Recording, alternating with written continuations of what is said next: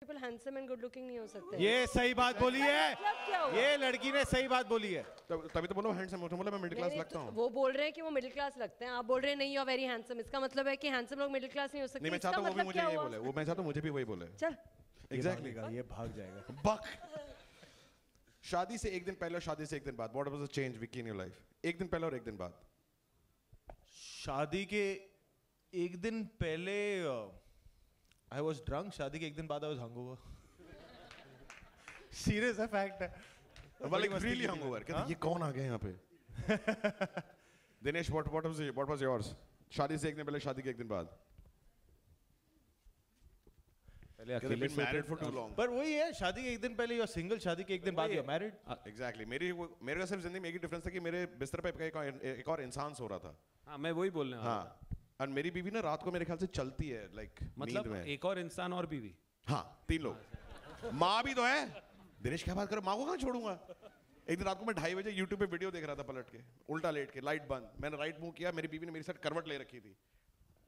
भाई साहब मेरी आंखों के साथ ऐसी ऐसी जगह से फट के आवाज आई है ना, और फिर उसने हंसना शुरू कर दिया। मैं, ये पागल है औरत। अगली अमावस्या को मैंने चादर उठा के देखा, इसके पांव उल्टे तो नहीं होते। Like I was so scared. How many people have had यहाँ पे लव मैरिज मीडिया में? Love marriage sir, how many? हाँ, कितने साल? कोई भी हाथ नहीं उठा रहा। वो उठाया एक वन लेडी इज यहाँ पे, ये रहा यार विक्की वो सर। हाँ विक्की, आप उससे तो बोल देते, नहीं भी करे तो भी बोल देते। अच्छा, किन किन की लव मैरिज हुई है? आए 40 तो सिंगल हाथ उठा लिया। इतना लेट क्यों हाथ उठाया भाई? इतना लेट उठाया हाथ? कितने साल हो गए शादी को सर? Love marriage 11 years. और अफेयर कितना टाइम रहा आपका? 11 इयर्स। 1 ईयर, 1 साल में शादी कर ली। विकी ने गाड़ी खरीदी है, 8 मिनट टेस्ट ड्राइव लिया उसका।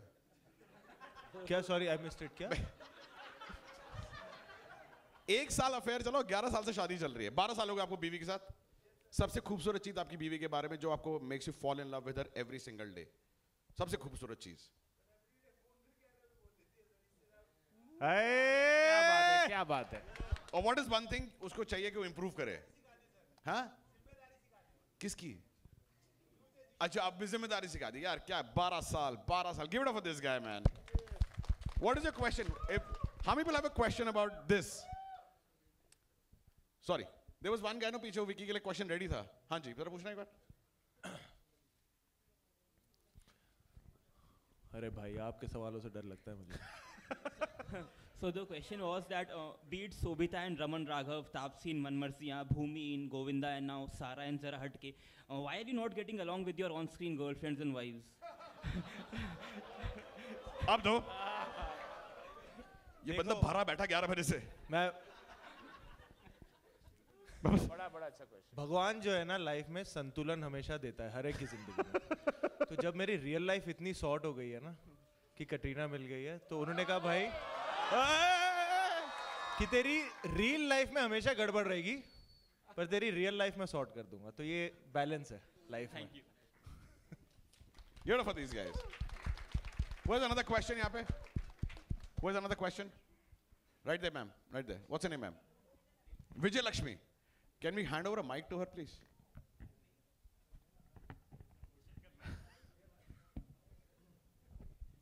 Vijay Lakshmi, who is the question for? For Sara. For Sara.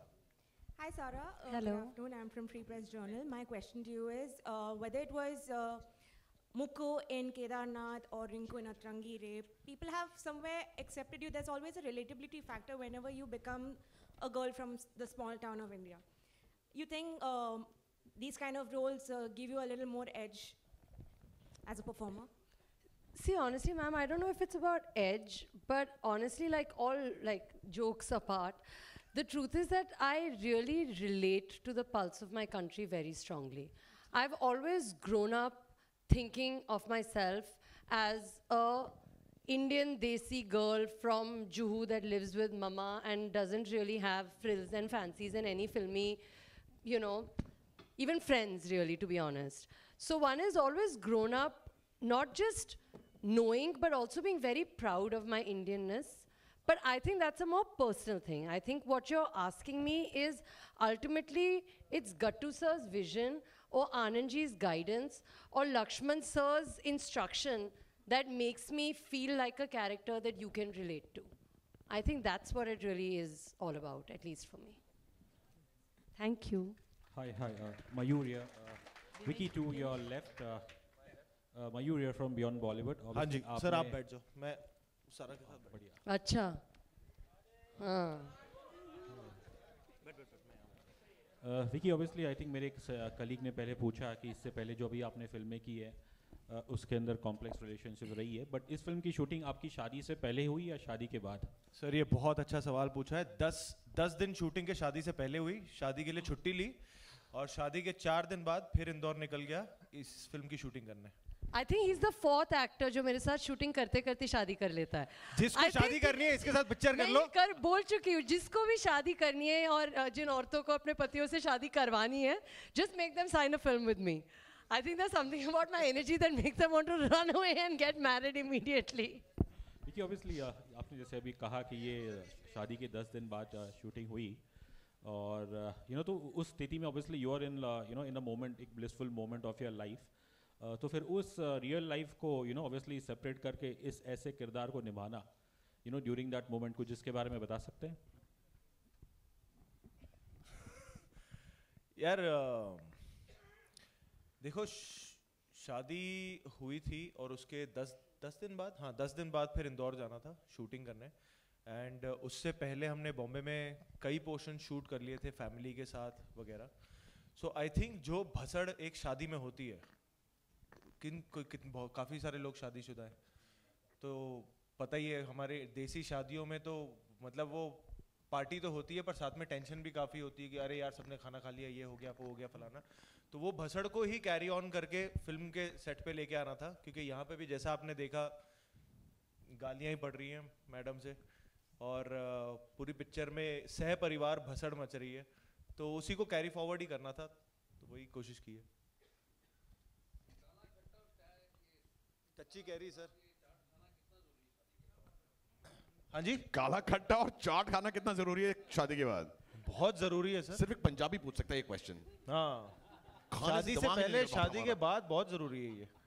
काला खट्टा, पानी पूरी, चाट बहुत जरूरी है. स्पेशली अगर पति पत्नी के बीच में ये रिलेशनशिप हो जहाँ झगड़े वगड़े कर रहे हैं, तो कई बार खाने पे ना कोई जब बात नहीं कर रहा होता है तभी ये सुलझ जाते हैं उस साइलेंस में कि खाना अच्छा होता है, खाना खाने में साथ में मजा आता है, तो जरूरी है. दिनेश जी, हाँ सराफा भी गए थे, फिर वो क्या है छप्पन भी गए थे और वहाँ की पोहा जलेबी भी बहुत खाई हमने. तो मुझे वो बड़ा मजा आया था कि उनके पोहा में ना, जो पूरे देश में नहीं होता, उनके पोहा में सौंफ डालते हैं. यू आर फ्रॉम इंदौर है ना, सौंफ डालते हैं ना उस वो पोहा में. वो बिल्कुल आएंगे हम. ये औरत अपना फुल चांस मार रही है वहाँ पे, लाइक फुल कह रहा पोहा खाते हो? हाँ कह रहा पोहा में घर पे नहीं. I have a question for you. Lovely. Next नहीं, question. but we will come to Indore.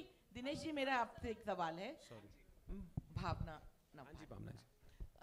आप जो आपकी जो फिल्में हैं हमने शुरुआत से देखी हैं, बहुत अच्छी फिल्में, बहुत अलग अलग तरह की फिल्में, और खुद आप डायरेक्टर हैं, इसलिए मैं आपसे ये सवाल कर रही हूँ. आज जो यहाँ हुआ, मीडिया आपके साथ बहुत फ्रेंडली है, आपकी जितनी फिल्मों में आई, लेकिन आज थोड़ा सा मिडिल क्लास को लेके जो बहुत जो दिखाया गया है, कुछ किया गया, उसमें थोड़ा सा हमें तकलीफ भी हुई.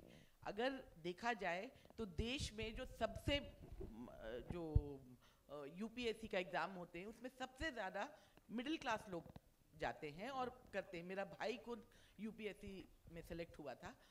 मिडिल क्लास के बहुत ऐसे लोग हैं जो ऊपर टॉप लेवल पे पहुंचे, हमारे देश के प्रधानमंत्री भी.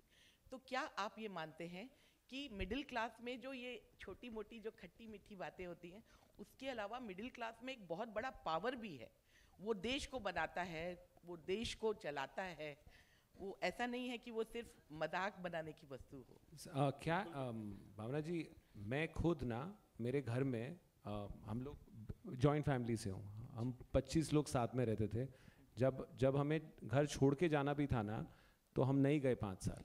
तो मिडिल क्लास, मैं खुद बाहर से आया हूँ, मैं किसी को इस बिज़नेस में जानता नहीं हूँ, और बदलापुर हो, हिंदी मीडियम हो, लुका छुपी हो, मिमी हो, ये सारी पिक्चरें मिडिल क्लास की है.